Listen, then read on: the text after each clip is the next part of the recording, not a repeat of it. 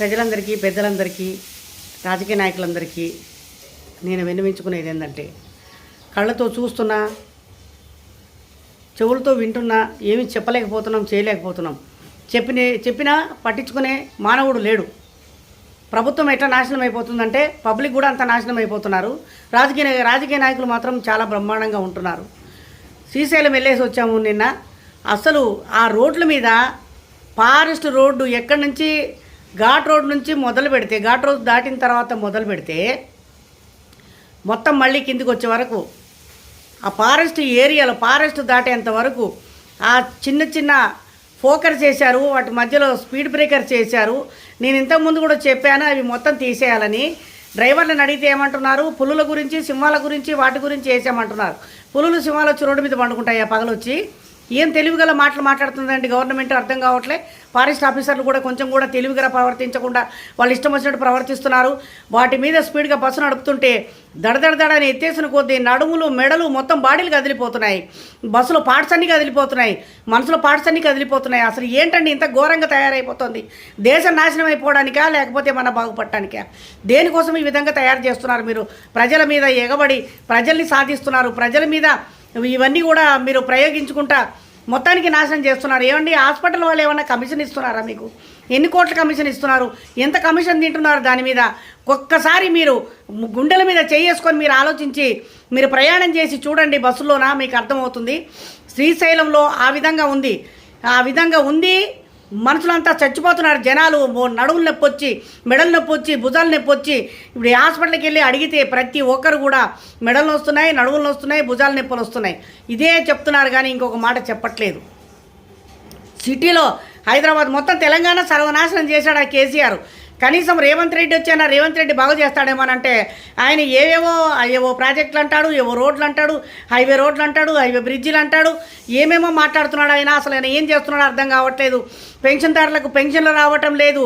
అసలు ఒక్క పని కూడా పట్టించుకోవటం లేదు. ఆయన ఏం చేస్తున్నాడో, ఏం ఆలోచన చేస్తున్నాడో, ఉంటాడో ఉడతాడో కూడా తెలీదు. ఆయన లెక్కలు అట్లా ఉన్నాయి. ప్రతి ఒక్కరు అంటున్నారు కరెంటు బిల్లు గురించి. ఇంతకుముందు ఎవరి ఇళ్లలో వాళ్ళు రెంట్కుండని ఓనర్స్ కానీ వాళ్ళు కట్టుకునేటట్టు సెల్ ఫోన్లలో బ్రహ్మాండంగా ఉండేదండి కరెంటు బిల్లు చూసి. ఇప్పుడు అదేదో యాప్ అంట, అదేదో బొంగులో యాప్ పెట్టాడు. ఆ యాప్ యాక్టివేట్ అవ్వటం లేదు.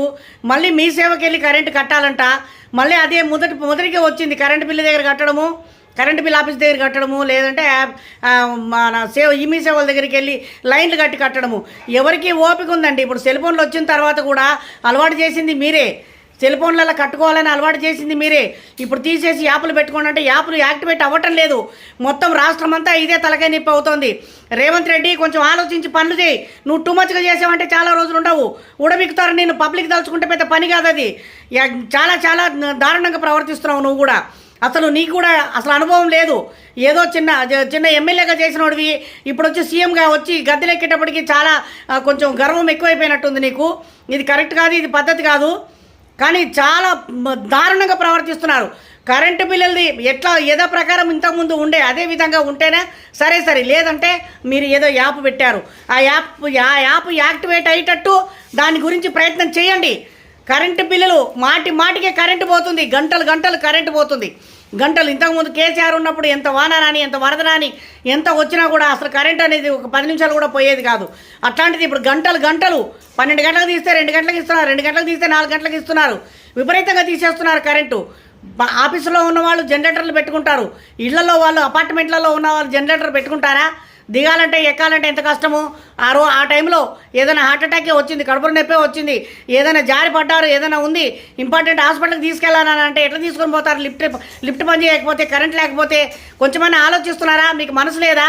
మనస్తత్వం కాదా మీది? మీరు మనసులో ప్రవర్తిస్తున్నారా? విపరీతంగా ఈ విధంగా ఎందుకండి పబ్లిక్ని కాల్చుకు తింటున్నారు?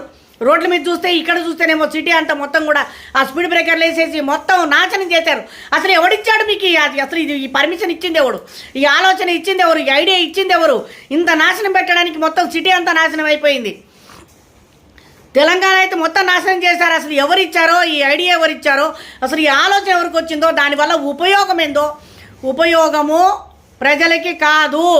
ఇదంతా కూడా హాస్పిటల్ వాళ్ళకే ఉపయోగము, లంచాలు తీసుకున్న రాజకీయ నాయకులకి ఉపయోగము, రోడ్డు రవాణా వాడికి ఉపయోగము. పబ్లిక్కి మాత్రం 100%, 101%, 110% పబ్లిక్కే నష్టము. హాస్పిటల్ చుట్టూ తిరిగి మెడలు నొప్పి, నడుము నొప్పి, దానికి తోడు హెల్మెట్లు పెట్టుకోవడాలు. ఆ హెల్మెట్ దడదడదడన్నా కొద్ది మెడల మీద ఎంత ఒత్తుకుపోతుందో, ఎంత కొట్టుకుపోతుందో ఆ మెడ మీద, ఆ స్పీడ్ బ్రేకర్ల మీద పోయినా కొద్దీ. ఒక్కసారి మనుషులైతే మానవత్వం ఉంటే, మీరు మనసు అనేది ఉంటే మీకు ఒక్కసారి ఆలోచించండి. లేదంటే మీరు ప్రయాణించి చూడండి రోడ్ల మీద, మీకు తెలుస్తుంది నరకం ఏ విధంగా ఉంటుందని చెప్పని. కొని ఇంత బుద్ధి లేని పనులు, ఇంత తెలివి తక్కువ రాజకీయం చేయకూడదు. ఎవరు కూడా చేస్తే ముక్కు సూటిగా మంచిగా చేయండి, ప్రజల కోసం ఆలోచించి. అంతే తప్ప మీ ఇష్టం వచ్చినట్టుగా ప్రవర్తిస్తే ప్రజలంతా తలుచుకుంటే 5 నిమిషాల్లో గద్దె దించుతారు. అది పెద్ద పని కాదు. కానీ కేసీఆర్ ఏదో చేశాడని చెప్పని ఆయన్ని దించేశారు, నిన్ను గద్దె ఎక్కించారు. కానీ అది నిలబెట్టుకోవాలంటే చాలా మంచి పనులు చేయాలి. నువ్వు ప్రాజెక్టులు చేస్తున్నారు, అది దాని పనులు దానికి అప్పచెప్పండి, అవి నడుస్తాయి. రోడ్లు వేయాలంటున్నారు, ఇప్పటికే రోడ్ల మీద ట్రాఫిక్లు జామ్ అయిపోయి, రోడ్ల మీద బండ్లు పెట్టి, బండ్లు టర్న్ అవ్వడానికి లేకుండా, బస్సులు పోవడానికి లేకుండా, బండ్లు పోవడానికి లేకుండా ఫుల్ ట్రాఫిక్ జామ్ అయిపోతుంది. ఇక్కడ నుంచి మొదలు పెడితే అర కిలోమీటర్ దూరంలో టర్నింగ్లు, బ్రిడ్జిల కింద ఎప్పుడైతే ఆ చౌరస్తా ఉందో ఆ చౌరస్తా దగ్గర టర్నింగ్ లేకుండా ఎక్కడో అర కిలోమీటర్ దూరంలో టర్నింగ్లు పెట్టి ఆ చుట్టూ తిరిగిపోయి, ఎవడు పోయిస్తున్నాడయ్యా? మీ తాతలు సంపాదించిన ఆస్తి ఉందా? మా తాతలు సంపాదించిన ఆస్తి ఉందా? పెట్రోల్ పోసుకొని తిరగడానికి ఓ బస్సు ఫ్రీ పెట్టావు. దానివల్ల ఉపయోగం ఏంటి? అమ్మలెక్కలు వచ్చి ఎల్లిపాయలు పొట్టులు తీసుకుంటున్నారు, కూరగాయలు అమ్ముకుంటున్నారు జోక్కొని. బస్సు చూస్తే ఎక్కడ పడితే అక్కడ బస్ స్టాప్ దగ్గర ఆపకుండా ఎక్కడో ఆపుతున్నారు. ఎంత ప్రాబ్లం అవుతుందంటే అంత ప్రాబ్లం అవుతుంది. రేవంత్ రెడ్డి నువ్వు వచ్చినప్పటి నుంచి చాలా ప్రాబ్లములు జరుగుతున్నాయి. నీకేమాత్రం ఎవరైనా చూసుంటే రేవంత్ రెడ్డికి ఇది వినిపించండి, మీరైనా చెప్పండి. లేదంటే ఇది చాలా చాలా దూరం వెళ్ళిపోతుంది. రోడ్ల మీద కంపల్సరీగా ధర్నాలు మొదలు పెడితే మాత్రము కొన్ని 100 కిలోమీటర్లు ట్రాఫిక్ జామ్ చచ్చిపోతారు జనాలంతా. మీకేం కాదు, గుర్తుపెట్టుకోండి. ఏమనంటే పోలీసులు ఎగబెట్టి గుంజేసి బండ్లో వేసుకొని తీసుకొని పోయి అరెస్ట్ చేయడం ఒకటే మాత్రం మీకు మీ రాజకీయ నాయకులకి, పోలీస్ డిపార్ట్మెంట్కి తెలిసిన ఈ రెండే. మీరు పర్మిషన్ ఇస్తే వాళ్ళు వచ్చి లాక్కుపోతారు. లాక్కుపోవడం ముఖ్యం కాదు, ప్రజలకి ఏ నష్టం జరుగుతుంది, ఏ విధంగా జరుగుతుంది, ఏది చేస్తే మంచి అవుతుందని ఆలోచించి అన్నం తింటే కడుపుకి ఆలోచించి పనులు చేయండి. అంతే తప్ప మీ ఇష్టం వచ్చినట్టు ప్రవర్తిస్తే ప్రజలు ఊరుకోరు. చూశారుగా ఆంధ్రప్రదేశ్ పరిస్థితి ఏమైంది? ప్రజలు తలుచుకుంటే ఏదైనా కానీ చేయగలరు, గద్దెలు ఎక్కించగలరు, గద్దెలు కూడా దించగలరు. అంత పెద్ద పోకడా చేశాడు ఎవరు? ఆ జగను రాక్షసుడు. దించారా లేదా పబ్లిక్ అంతా కలిసి? ఇప్పుడు తెలుగుదేశం పార్టీ, జనసేన పార్టీ వచ్చింది. అంతేగాని ప్రజలు తలుచుకుంటే ఏది చేయలేని పరిస్థితి అనేది ఉండదు. చేయగలుగుతారు. వాళ్ళ దగ్గర అంత శక్తి, అంత స్తోమత, అంత తెలివితేటలు, అంత పట్టుదల ఉంటుంది. ఇది గుర్తుపెట్టుకో. రేవంత్ రెడ్డి చాలా టూ మచ్గా ప్రవర్తిస్తున్నావు నువ్వు కూడా. ఇది పద్ధతి కాదు. రోడ్ల మీద ఎట్టి పరిస్థితుల్లో రోడ్ల మీద ఆ స్పీడ్ బ్రేకర్లు చిన్నవి తీసేసి స్పీడ్ బ్రేకర్ మాత్రమే వేసి, అటు 4 గీతలు ఇటు 4 గీతలు, అది కూడా ప్లేన్ గీతలే. అక్కడ కూడా మన దడదడ ఉండకూడదు. స్పీడ్ బ్రేకర్ కూడా వెడల్పుగా వేయాలి. దాని మీద నుంచి బండి దాటి వెళ్ళిపోయి స్లోగా వెళ్ళిపోతుంది. అంతేగాని మీరు ఇష్టం వచ్చినట్టు ప్రవర్తించి జంతువులు వస్తాయి, బొంగులు వస్తాయి, ఏమైనా ఎవరికి వస్తాయ్యా జంతువులు? దేనికి వస్తాయ్యా? పగలు బండ్లు తిరుగుతుంటే జంతువులు వస్తాయా? కోతులు రోడ్ల మీద సెంటర్ రోడ్లకు వచ్చి నిలబడుతున్నాయి కోతులు. ఆ కోతుల గురించి బ్రేక్లు వేసి అది కొంత నా ప్రాబ్లం అయితే సరే, అవి నోరు లేని జంతువులు, వాటి కడుపు తిప్పల కోసం వస్తాయి. దాని గురించి మాట్లాడాల్సిన అవసరం లేదు, అది వద్దు. కానీ స్పీడ్ బ్రేకర్లు మాత్రం తీసేయాలి ఖచ్చితంగా. ఇంతకుముందు నేను చెప్పాను, చాలా ఉండేవి, చాలా తీసేశారు, చాలా వరకు తీసేశారు. ఇంతకుముందు కూడా నేను ఇదే శ్రీశైలం వెళ్ళేసి వచ్చి చెప్పాను, శ్రీశైలం వెళ్ళిన వాళ్ళు చెప్పారు. కానీ ఆ స్పీడ్ బ్రేకర్ల వల్ల చాలా నష్టం జరుగుతుందని చెప్పాను, చాలా వరకు తీసేశారు. డ్రైవర్ని కూడా నేను సంప్రదించాను, డ్రైవర్ని కూడా అడిగాను, చాలా వరకు తీసేశారు మేడం. ఈ స్పీడ్ బ్రేకర్ వేసేసి వాటి పక్కన మళ్ళీ అటు ఇటు అవి అట్లాగే ఉంచారు. ఇవి కూడా తీసేస్తే బాగుంటుందని. బస్సు మాటికి కిలోమీటర్కి ఒక స్పీడ్ బ్రేకర్, కిలోమీటర్కి స్పీడ్ బ్రేకర్ అంటే వాడు ఈ స్పీడ్గా వచ్చేవాడు ఎంత మళ్ళీ దాన్ని బ్రేక్ వేసిన తర్వాత మళ్ళీ పికప్ చేసుకోవాలంటే మళ్ళీ ఎంత టైం పడుతుంది? ఆ ఎత్తేసిన తర్వాత బస్సులో ఉన్నవాళ్ళు ముసలాళ్ళు ఉంటారు, వయసులు ఉంటారు, పిల్లలు ఉంటారు, చంటి పిల్లల్ని ఎత్తుకొని కూర్చుంటాము. ఒళ్ళో నుంచి పిల్లలు కూడా కింద పడిపోతున్నారు. ముసలాళ్ళకి నడుము నొప్పులు, వయసాళ్ళకి నడుము నొప్పులు, మెడల నొప్పులు, చేతుల నొప్పులు ఇవన్నీ కూడా జరుగుతున్నాయి. పదే పదే చెప్తున్నాను, తెలంగాణలో ఎక్కడ కూడా స్పీడ్ బ్రేకర్లు ఉండకూడదు. మీరు ఇదే విధంగా తలుచుకుంటే 1-2 నెలల లోపల అవన్నీ తీసేయాలి. లేదంటే రోడ్ల మీద ధర్నాకి వస్తాము, గ్యారెంటీ ధర్నా చేస్తాము. ఆడవాళ్ళంతా ఎగబడి ఈ విధంగా ముందుకు పోతే కానీ మీకు సిగ్గు వచ్చేటట్టు లేదు. ఏ మాత్రము బుద్ధి, జ్ఞానము, తెలివి తేడాలు ఉంటే మాత్రం ఈ రోడ్ల మీద స్పీడ్ బ్రేకర్లు ముందు తీసేయండి. తీసేసి చిన్న స్పీడ్ బ్రేకర్ వేసి దాని వెనకాల దీని వెనకాల గీతలు పెట్టండి. అంతే తప్ప ఇంకా ఎక్స్ట్రాలు ప్రవర్తించి అనవసరంగా ఆ పెద్ద పెద్ద వాటి కోసం పోకుండా ముందు పబ్లిక్ని కాపాడండి, పబ్లిక్ని కరుణించండి, పబ్లిక్ మీద దయ చూపండి. పబ్లికే మిమ్మల్ని గెలిపించింది. పబ్లిక్ లేనిది మీరు లేరు. పబ్లిక్తోనే మీరు వచ్చారు. పబ్లిక్ మేలు చేసేలాగా చేసి మీరు మంచి చేసి ముందుకు రండి. అప్పుడే కానీ మీకు నెక్స్ట్ మళ్ళా ఛాన్స్ ఉంటుంది. లేదంటే మీకు ఇక ముందుకు మళ్ళీ ఛాన్స్ ఉండదు. నువ్వు రావు కూడా. రేవంత్ రెడ్డి, ఇది గుర్తుపెట్టుకో. పదే పదే చెప్తున్నాము, మీరు చాలా చాలా కష్టపడుతున్నారు.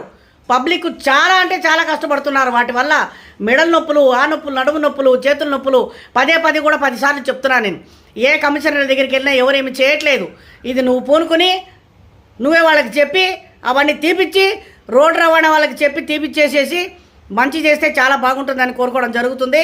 దయచేసి మైండ్ పెట్టి, మనసు పెట్టి ఇవన్నీ చేయండి. లేదంటే మాత్రం మీరు తర్వాత చాలా చిక్కుల్లో పడతారు. కరెంటు బిల్లుల గురించి కూడా యాప్లు తీసేయండి. ఏదో ప్రకారం కట్టుకునేటట్టు చేయండి. లేదంటే యాప్లు ఉన్నాయా అది యాక్టివేట్ అట్టు చేయండి. అది ఏమడుగుతుంది? మీ ఈమెయిల్ అడ్రస్ చెప్పమడుగుతుంది. ఈమెయిల్ అడ్రస్ ఎట్లా చెప్తారండి? ఈమెయిల్ అడ్రస్ ఎవరికి ఉంటుంది? ఇంటి ఓనర్కి ఉంటుంది. రెంట్కున్న వాడికి ఉంటుంది ఆ ఈమెయిల్ అడ్రస్. మీరు ఆలోచించండి. అడ్రస్ మార్చుకోవాలంటే వాడు ఎన్ని మార్చుకోవాలి? Aadhaar card, PAN card, driving licence అన్నీ ప్రతి ఒక్కటి అన్నీ మార్చుకుంటే వాడు ఇంటికాలోడు ఊరుకుంటాడా? అది చెప్పండి మీరు. ఇంటికాలోడు మీ పేరు మీద ఉంటుంది. ఇది ఇంటికి రెంట్కున్నాడు ఎట్లా మార్చుకుంటాడు? ఏమన్నా బుద్ధి జ్ఞానం ఉందా? సిగ్గుచరం ఉందా? ఇవన్నీ పెట్టడానికి, ఇవన్నీ ఆలోచించేవాడికి తెలివి లేదా? పెద్ద చదువుకొని కంప్యూటర్లు కొట్టంగానే అయిపోయిందా? మైండ్ పెట్టి ఆలోచించండి. మైండ్ పెట్టి ఆలోచించండి. కళ్ళతో చూసి కొట్టేది కాదు. మైండ్ పెట్టి ఆలోచించి పనులు చేయండి. లేదంటే గద్దెలు దిగిపోండి. ఎవడో ఒకడు వస్తాడు, ఎవడో ఒకడు బాగా చేస్తాడు. అంతే. నువ్వు లేకపోతే నీ అమ్మ మొగుడు అన్నట్టు ఉంటుంది పరిస్థితి. గుర్తుపెట్టుకోండి. ఇది మాత్రం తప్పకుండా చేసి తీరాలి. లేకపోతే మాత్రం రోడ్ల మీద ధర్నాలు తప్పవు గ్యారెంటీగా. ఇది మాత్రం కన్ఫర్మ్. జై హింద్.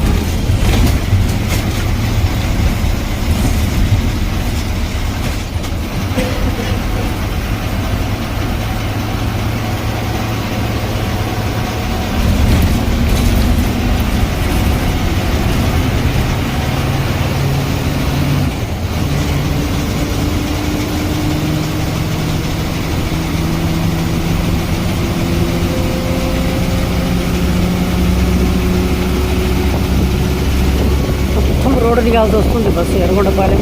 ఫారెస్ట్ ఏరియా మొత్తం కంప్లీట్గా ఎంత డేంజర్ ఉందంటే అంత డేంజర్ ఉంది చాలా.